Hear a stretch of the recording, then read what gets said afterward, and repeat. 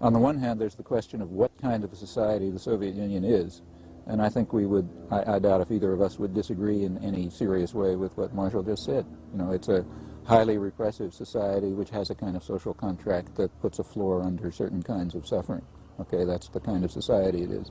Separate question is what kind of a threat it poses. Those are very entirely separate questions. I mean, you could have the most brutal, murderous society internally, which just wouldn't happen to be a threat outside. You have the freest.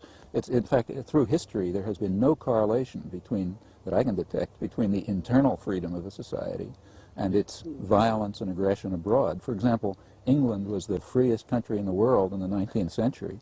And in India, it acted like the Nazis did. You know, the United States is, in my view, the most open, politically speaking, forgetting social issues and so on. It's the most open and freest society in the world, and it also has the most brutal record of violence and aggression in the world. Now, these things are just uncorrelated. Now, if you look at the Soviet Union, it seems to me, yes, it is a repressive, and you know, dissent is suppressed, and it's, in my view, it's a dungeon. It's kind of a dungeon with a certain degree of social services. Now, and it is also a threat. It's a threat to the government. It's a threat to its own population. It's a threat to, in fact, anyone within its reach. But its reach doesn't happen to be very long. I mean, its reach is far shorter than we claim it to be. So for the population of the Soviet Union, for Eastern Europe, for Afghanistan, the Soviet Union is a real threat, and I don't see how anybody can question that. On the other hand, the United States has created the image of a Soviet threat, just for the same reason that they create an image of an American threat, as a way for us to justify intervention and aggression in our own domains. And in fact, if you look over the history of the Cold War, I think this is transparent. Take any incident of the Cold War, you know, from the American intervention in Greece in 1947 up to today in Nicaragua, and you will find that every single time a Soviet threat has been created and usually fabricated to justify American intervention. And incidentally, they play precisely the same game. I think many people believe you can't trust the Russians. They never abide by treaties.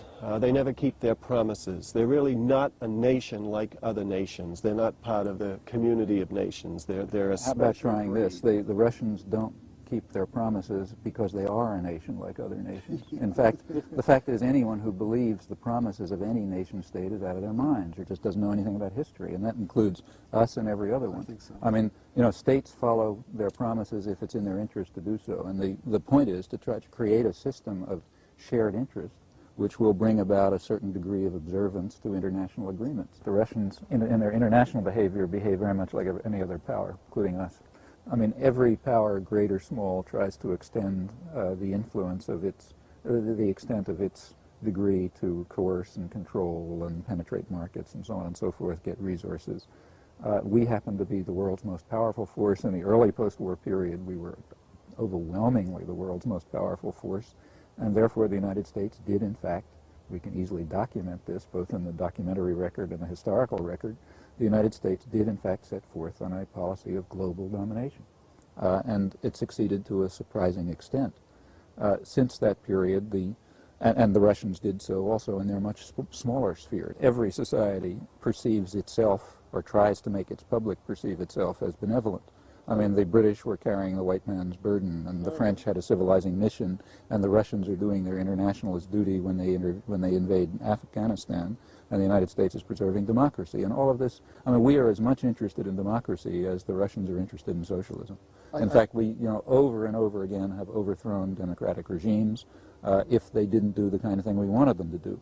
I mean, study after study has revealed the obvious, namely that American support and aid correlates with, essentially, with the improvement of the investment climate. If a country is willing to open itself to our penetration and control our access to resources, allow our corporations to repatriate profits and so on, we will support them. Doesn't matter what kind of regime they have. The United States is opposed, naturally, to any attempt on the part of any society to use its resources for its own purposes, instead of to integrate itself into what we call an open world system, which means a system that's open to American economic penetration and political control. If any society deviates from that, whether it's capitalist, fascist, communist, you know, democratic or whatever, the United States will be opposed to it. Actually, there are two, as far as I can see, there are two forces in the world that are attempting to carry out the, in my view, quite ludicrous attempt to identify the Soviet Union with communism. One is the Soviet leadership itself, which is trying to exploit the positive image of the egalitarian communist tradition for their own benefit. And the other is the United States, the American propaganda system, which also would like to undermine that egalitarian vision by associating it with Russian totalitarianism.